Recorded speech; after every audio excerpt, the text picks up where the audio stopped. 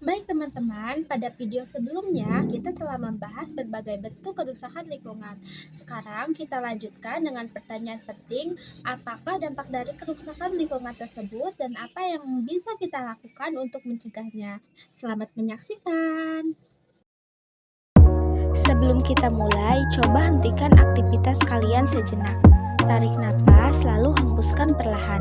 Sekarang, perhatikan lingkungan di sekitar kita. Apakah udaranya terasa segar? Apakah air yang kalian gunakan hari ini jernih? Apa justru kalian sering melihat sampah berserakan di jalan ataupun sungai? Tanpa kita sadari, lingkungan memberikan tanda-tanda tentang kondisi dirinya kepada kita.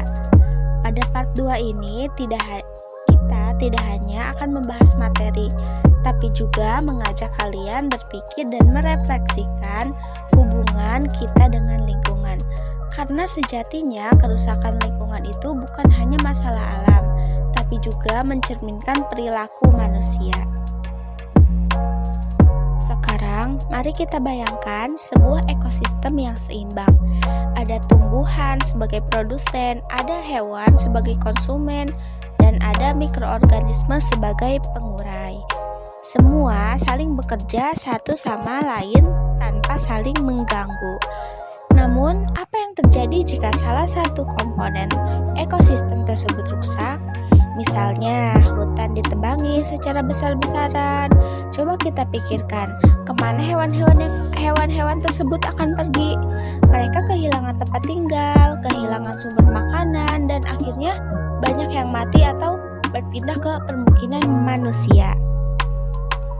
Akibatnya, terjadi konflik antara manusia dan satwa liar.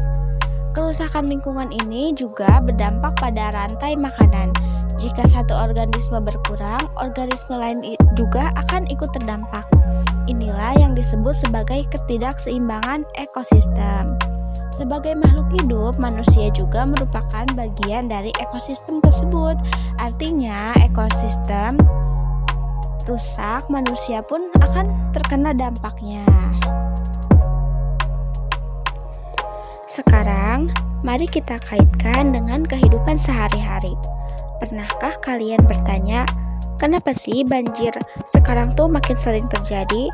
Jawabannya, bukan hanya karena hujan, tapi juga karena lingkungan tidak lagi mampu menyerap air dengan baik. Sampah yang menumpuk di sungai, hutan yang gundul, dan tanah yang tertutup beton menjadi penyebab utamanya. Selain itu, pencemaran udara juga menjadi masalah serius. Udara yang tercemar dapat menyebabkan gangguan pernapasan, menurunkan konsentrasi belajar, bahkan memicu penyakit kronis. Coba kita renungkan, apakah kesehatan kita saat ini benar-benar terlepas dari kondisi lingkungan? Jawabannya tentu tidak, karena lingkungan yang rusak itu akan menciptakan manusia yang tidak sehat.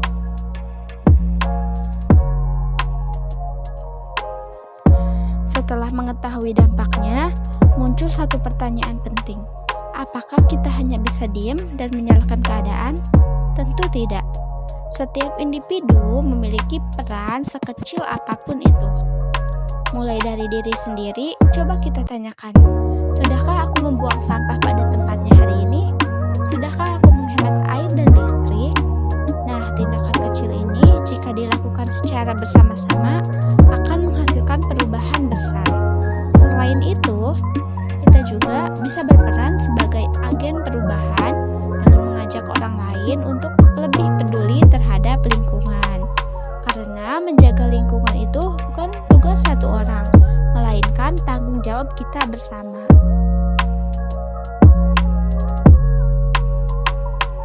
Sebelum kita membahas lebih jauh, coba jawab pertanyaan ini dalam hati. Ketika lingkungan rusak, siapa yang paling bertanggung jawab untuk memperbaikinya? Apakah hanya pemerintah atau perusahaan besar? Atau justru kita semua sebagai bagian dari ekosistem? Nah, disinilah peran ilmu biologi menjadi sangat penting.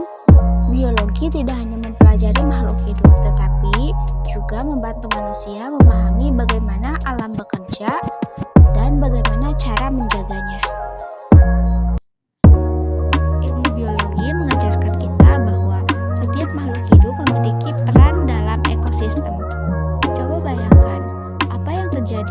satu spesies menghilang.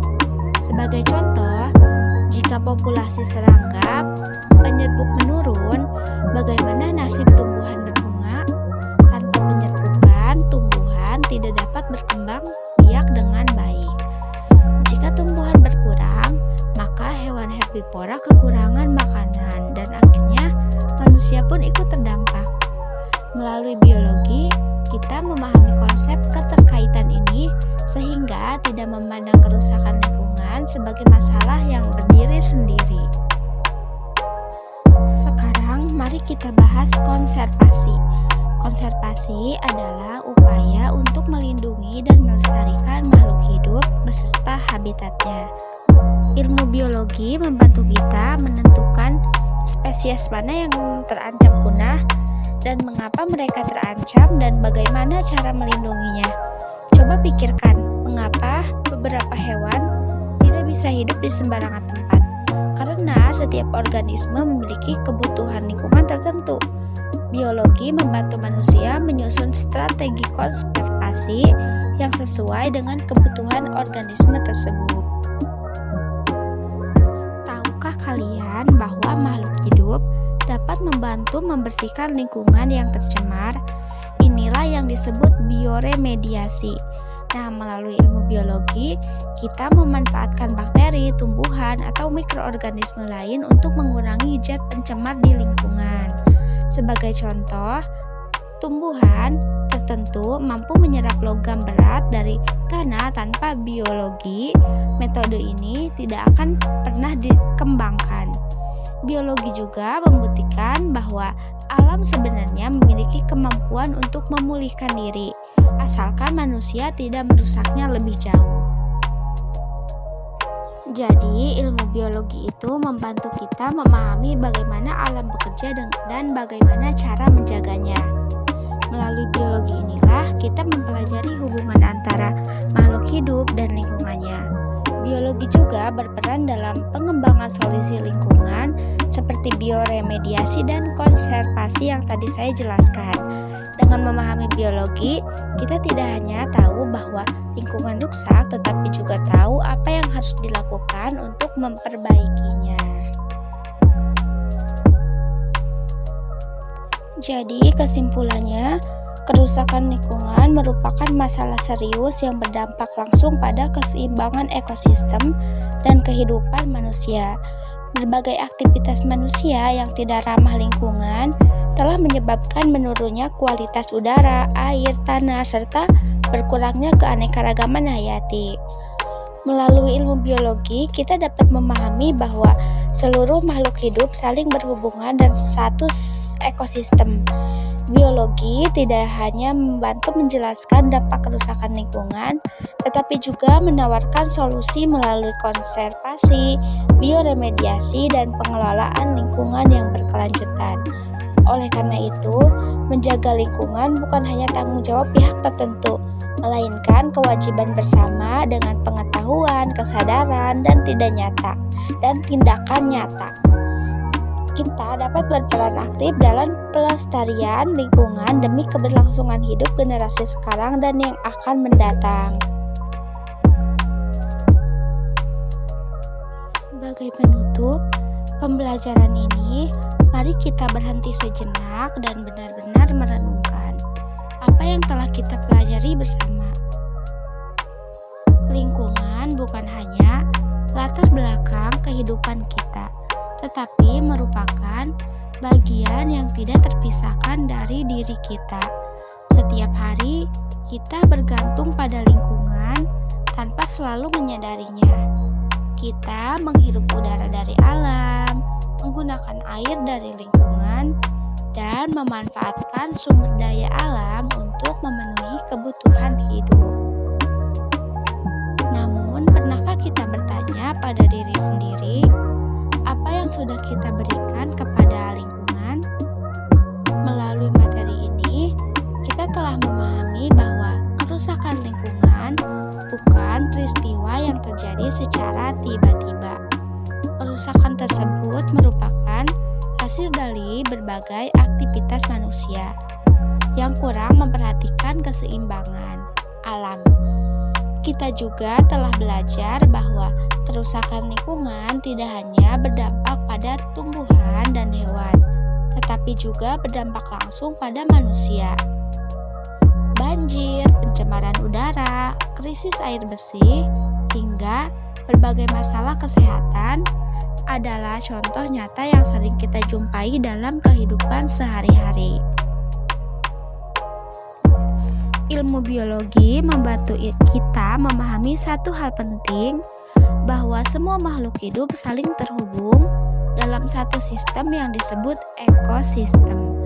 Ketika satu bagian dari sistem tersebut terganggu, maka bagian lainnya juga akan ikut berdampak. Artinya, ketika kita merusak lingkungan, sebenarnya kita sedang merusak sistem kehidupan kita sendiri. Namun, kabar baiknya adalah kita tidak hanya berperan sebagai penyebab masalah, tetapi juga memiliki kesempatan besar untuk menjadi bagian dari solusi. Sekarang, coba renungkan pertanyaan ini. Apa satu kebiasaan kecil yang bisa kita ubah mulai hari ini untuk membantu menjaga lingkungan? Mungkin dengan mengurangi penggunaan plastik, menghemat air dan listrik, atau membuang sampah pada tempatnya.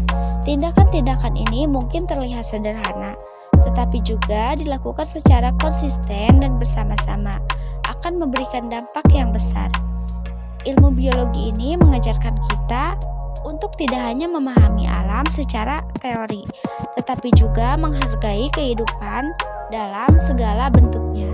Dengan pemahaman tersebut, kita diharapkan mampu bersikap lebih bijak dan memanfaatkan sumber daya alam.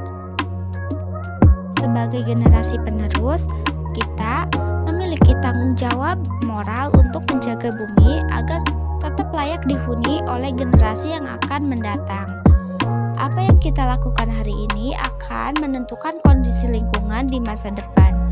Bumi yang sehat tidak akan tercipta tanpa kepedulian manusia. Oleh karena itu, marilah kita mulai dari diri sendiri, mulai dari lingkungan terdekat kita, mulai dari langkah-langkah kecil yang bisa kita lakukan sekarang juga. Akhir kata, terima kasih atas perhatian dan kesungguhan teman-teman dalam mengikuti pembelajaran ini. Semoga materi yang telah dipelajari tidak hanya menambah pengetahuan, tetapi juga menumbuhkan kesadaran dan kepedulian terhadap lingkungan. Mari kita jaga lingkungan, karena menjaga lingkungan berarti menjaga kehidupan. Baik teman-teman, sebelum video ini berakhir, coba kita tanyakan pada diri kita masing-masing apa yang bisa kita lakukan mulai hari ini untuk menjaga lingkungan. Karena lingkungan yang sehat adalah masa depan kita bersama. Terima kasih sudah menonton, sampai jumpa di video selanjutnya.